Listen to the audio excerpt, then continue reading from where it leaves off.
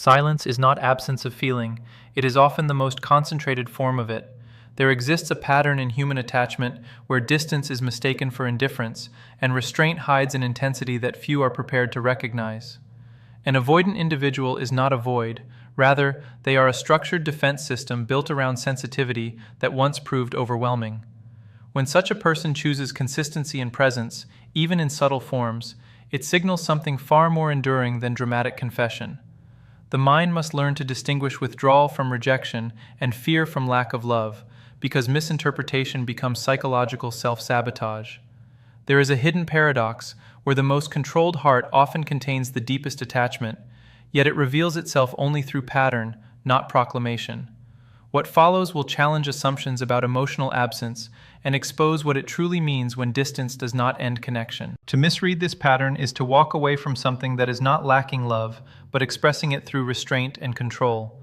Psychology has long misunderstood silence as absence, when in fact silence is often the most disciplined expression of emotional intensity. In the architecture of the human mind, what is not spoken can carry more weight than what is declared, because restraint requires continuous internal regulation.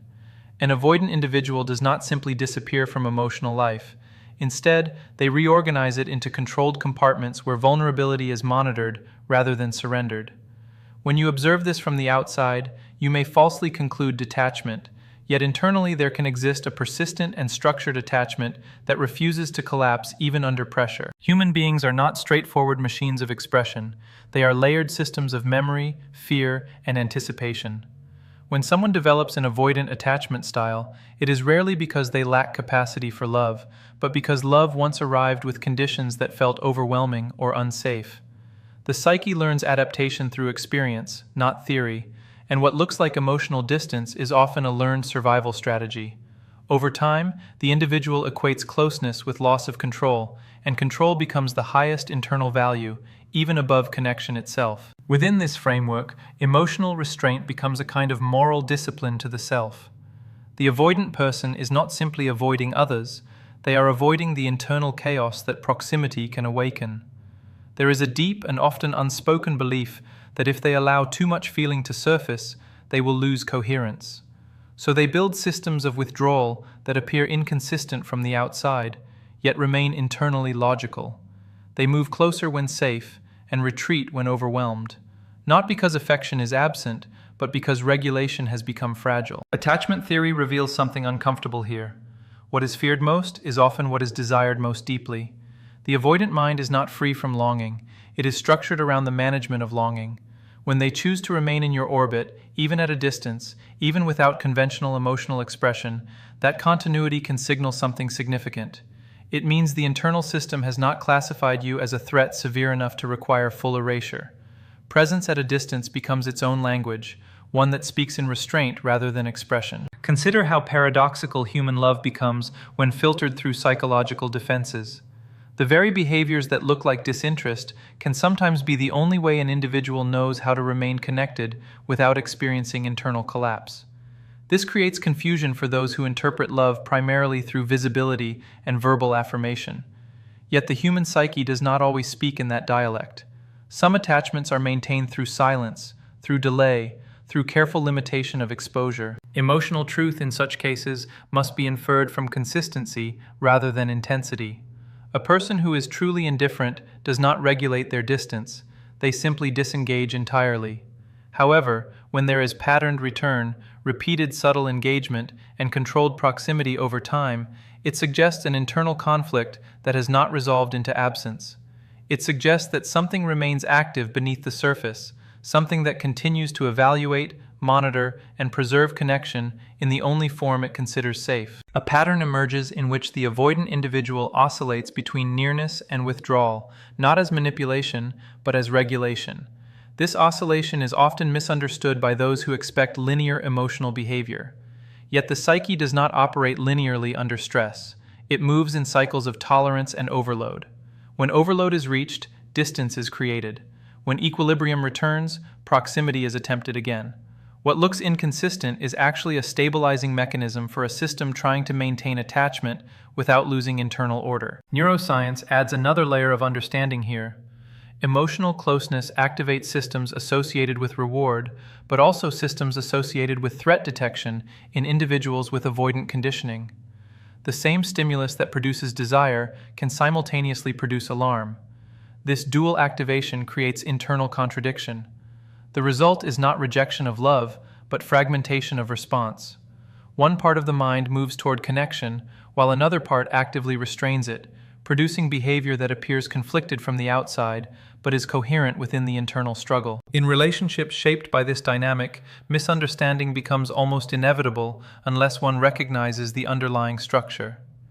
The avoidant individual does not experience commitment in the same way as someone with secure attachment. Commitment is not declared, it is tolerated. It is not announced, it is tested repeatedly against internal thresholds of safety.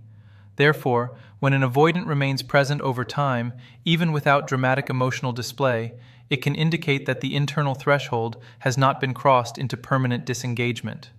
The avoidant heart, if it can be described in such terms, does not broadcast its depth, it measures it.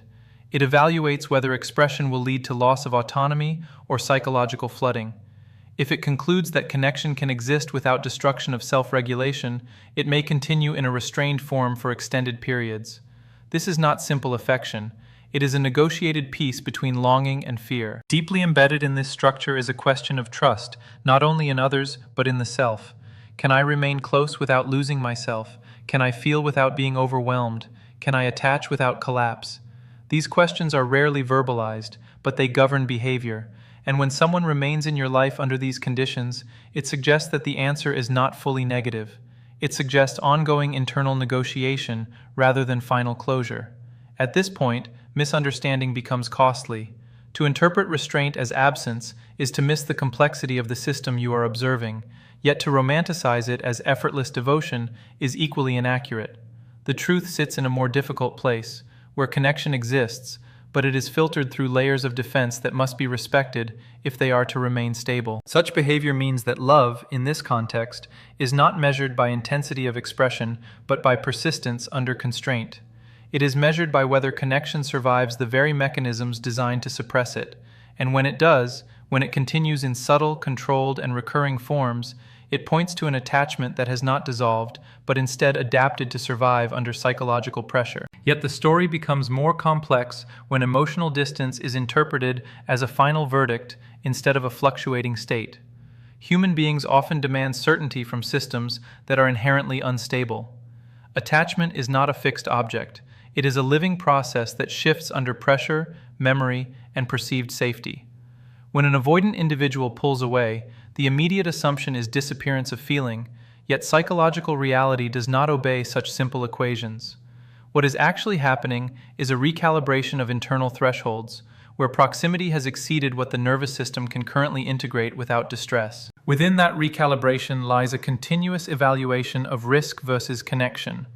The avoidant mind is constantly scanning for signs that emotional closeness may lead to loss of autonomy, identity fusion, or emotional overload. At the same time, there remains a competing system that remembers connection as meaningful, even necessary. These two systems do not cancel each other. They operate simultaneously, creating internal tension that is expressed externally as inconsistency. What appears as unpredictability is actually a stable pattern of conflict between opposing drives. Perhaps the most misunderstood element is the persistence of internal attachment, even when external behavior suggests withdrawal. Emotional bonds do not vanish simply because expression is restricted. In many cases, they become more private, more guarded, and more intensely regulated. The avoidant individual may not communicate in conventional emotional language, yet the absence of language does not equal absence of attachment.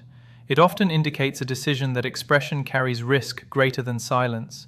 Such dynamics create a paradox for those who interpret love through visibility. The more emotionally expressive partner assumes that distance equals loss, while the avoidant partner assumes that closeness equals potential destabilization. Both are attempting to preserve connection, but through incompatible survival strategies. This mismatch creates confusion, emotional pain, and misinterpretation on both sides, leading to narratives of abandonment where none is fully accurate. Another layer emerges when behavior is examined over extended time rather than isolated moments. Human psychology is better understood in patterns than in snapshots. An avoidant who returns repeatedly, even in minimal ways, is revealing something important about internal persistence. The return itself becomes a signal that the relational bond has not been fully terminated within their psychological framework.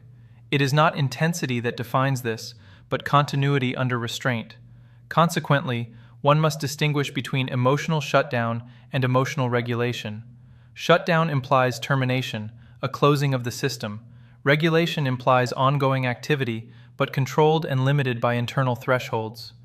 The avoidant condition is far more often regulation than shutdown. The system remains active, but its output is carefully filtered to avoid overload. This is why contact may appear intermittent, yet not entirely absent. Beneath this surface behavior lies a deep conflict between longing and fear. Longing is not eliminated by avoidance, it is contained. Fear is not removed by distance, it is managed. These two forces coexist in a fragile equilibrium that can shift rapidly depending on perceived safety cues. A small increase in emotional intensity can trigger withdrawal, while a small increase in safety can trigger re-engagement. This sensitivity explains the oscillation that confuses external observers. Therefore, interpretation requires discipline rather than impulse. To interpret every withdrawal as rejection is to ignore the structural reality of the attachment system. At the same time, to interpret every return as guaranteed permanence is equally mistaken. What is required is an understanding that attachment in such cases behaves like a regulated system under load, not a simple binary of love or absence. It is continuous, but constrained. Inwardly, the avoidant individual is often engaged in self-negotiation. One part of the psyche argues for connection, recognizing its value and emotional significance. Another part argues for distance, emphasizing safety, control, and emotional stability. This internal dialogue is rarely visible, yet it governs external behavior with remarkable consistency. What emerges externally is not randomness, but compromise between internal forces that are both active and unresolved. Over time, patterns become more meaningful than moments. A single act of withdrawal tells little. A repeated cycle of return and retreat tells much more. It suggests that the relational bond continues to hold psychological relevance, even if it cannot be expressed in conventional relational behavior. The persistence of this cycle indicates that the system has not reached final disengagement. Instead, it remains in a state of adaptive tension, attempting to preserve connection without sacrificing internal regulation. This tension is exhausting for both sides. The avoidant individual experiences internal pressure from competing drives, while the other partner experiences uncertainty and emotional ambiguity. Yet it is precisely this tension that reveals the depth of what is being managed. Shallow attachment does not require such complex regulation. Only meaningful attachment creates the need for such elaborate internal control systems. From a philosophical perspective, one could argue that love in this form becomes less about expression and more about endurance under constraint. It is not defined by emotional display, but by whether connection survives the mechanisms designed to suppress it. That survival is not accidental. It requires ongoing internal negotiation, repeated recalibration, and continuous psychological effort. Even silence in this context becomes an active process rather than a passive state. What complicates matters further is the human tendency to equate emotional truth with emotional accessibility. If it cannot be seen, it is assumed not to exist. Yet psychological reality does not always align with perceptual convenience. Some of the strongest attachments exist precisely because they are heavily regulated. They persist not through openness, but through containment. This is why misinterpretation is so common in such dynamics. Eventually, one begins to recognize that the question is not whether feeling exists, but how it is structured. The structure determines expression, not the presence or absence of emotion itself. When structure is based on avoidance, expression becomes fragmented, delayed, and controlled. Yet within that structure, attachment can remain active for extended periods, sustained by memory, familiarity, and unresolved emotional significance. Within the deepest layer of attachment psychology, there is a truth that most people resist because it removes the comfort of simple interpretations. Love is not always expressed through proximity, and proximity is not always evidence of love. In the avoidant structure, emotional attachment can exist in a form that is continuously active, yet deliberately restrained. This creates the illusion of absence, when in fact what is present is a highly regulated internal bond that refuses to dissolve even under stress. At this level of understanding, one must confront the uncomfortable idea that consistency does not always look like closeness. Consistency can look like distance that repeats, returns, and stabilizes over time. An avoidant individual who repeatedly reappears in your life in controlled ways is not operating randomly. There is an internal map being followed, a psychological boundary system that allows connection only under conditions that do not threaten internal equilibrium. Psychological development in such individuals often involves early experiences where emotional intensity was either overwhelming or unpredictably rewarded and punished. The nervous system learns that closeness must be managed, not surrendered to. This creates an adult pattern where love is filtered through caution. The result is not lack of attachment, but attachment that is heavily mediated by internal safety checks. Another crucial element is the distinction between emotional expression and emotional presence. Expression is visible, measurable, and socially validated. Presence is internal, persistent, and often invisible. The avoidant individual may fail to express affection in conventional ways, yet still maintain a persistent internal orientation toward the person they are attached to. That orientation does not vanish simply because it is not externalized. In relationships shaped by this dynamic, confusion arises when one partner expects emotional truth to always be demonstrated through direct communication and physical closeness. The avoidant partner, however, often experiences emotional truth as something that must be contained before it can be safely expressed.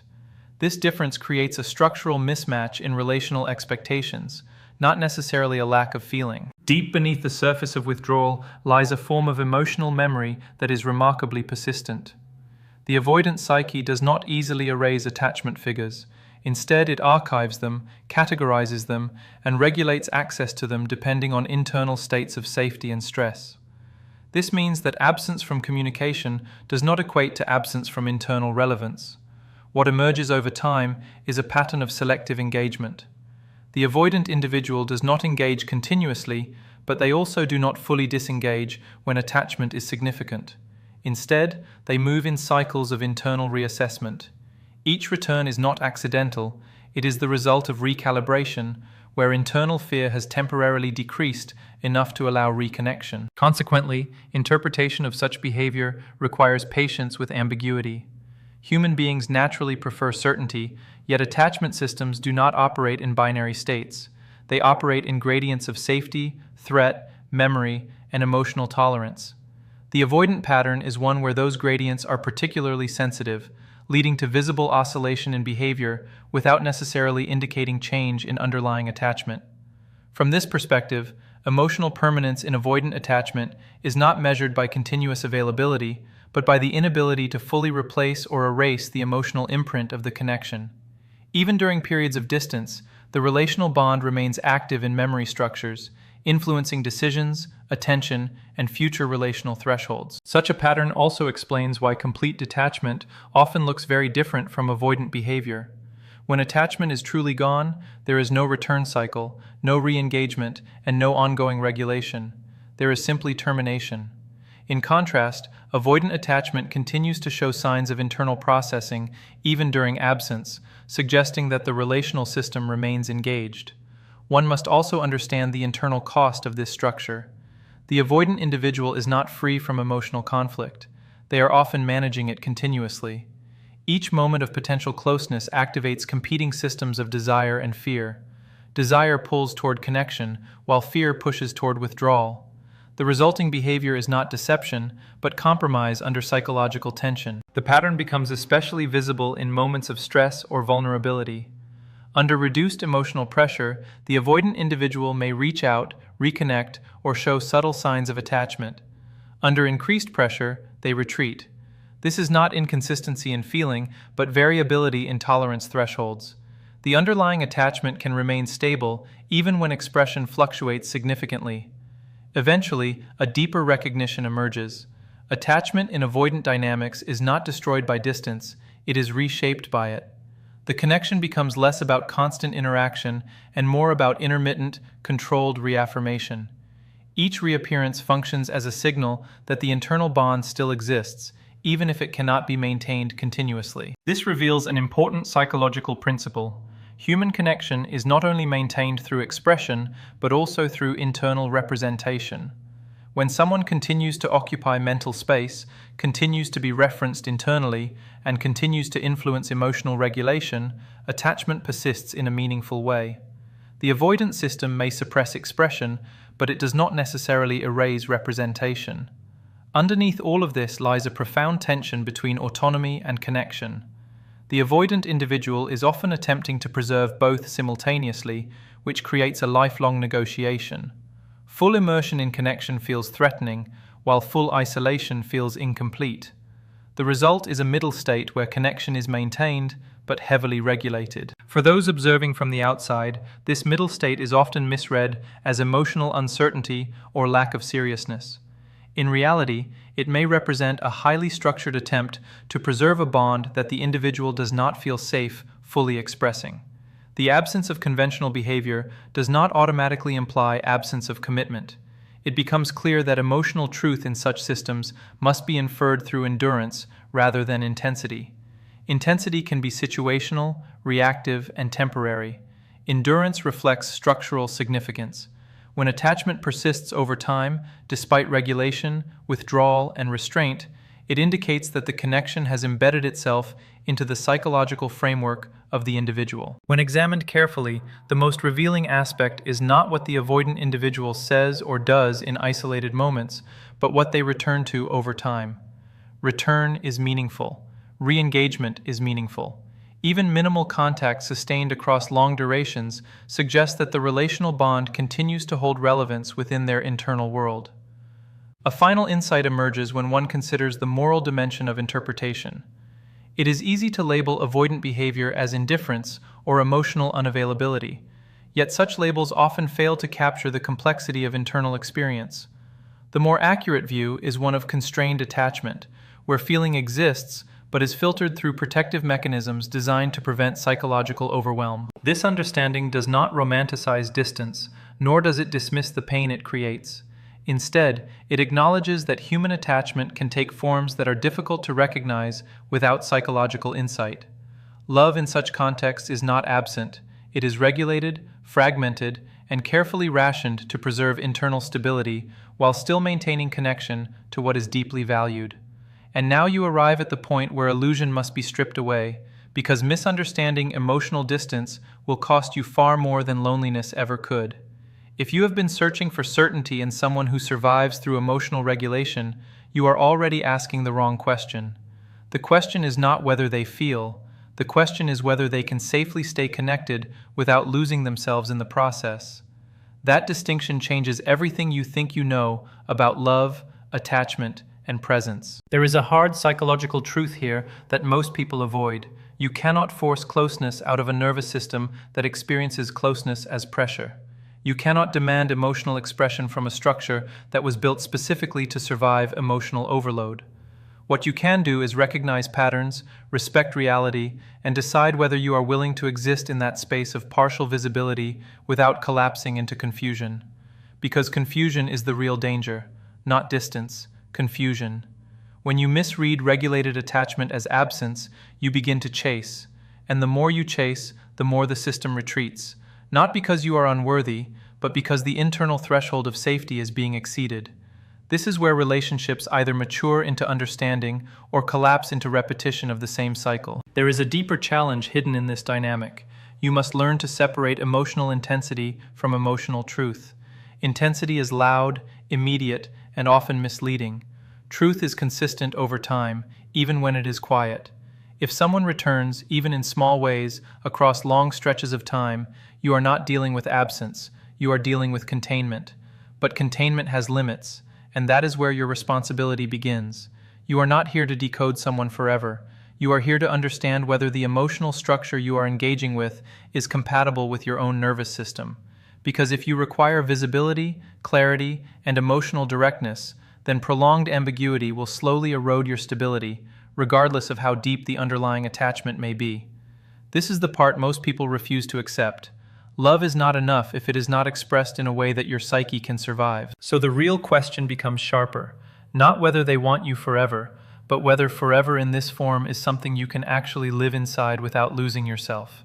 And if the answer is no, then wisdom is not to fight harder for clarity. Wisdom is to step back from systems that only function through restraint you cannot interpret safely. But if you are someone who can hold ambiguity without turning it into anxiety, then you begin to see a different reality.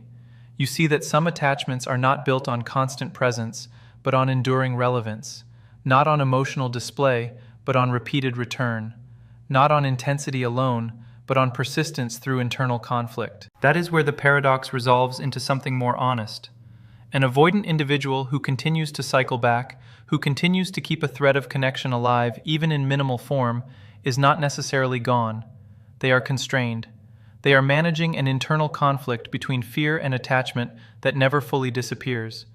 And now the responsibility shifts again, back to you, because understanding this does not obligate you to stay, it only obligates you to see clearly. If you stay, you must stop interpreting silence as rejection every time it appears. You must learn to read patterns, not moments, and you must accept that love, in this form, will never feel fully settled in the way you might instinctively want. But if you leave, you must also accept that you are not leaving absence. You are leaving a form of presence that could not stabilize into the expression you needed. Either way, the fantasy ends here. The fantasy that love should always look the same. The fantasy that emotional truth is always loud. The fantasy that distance automatically means disappearance. What remains is something far more demanding, reality. And reality does not promise comfort, it only offers clarity.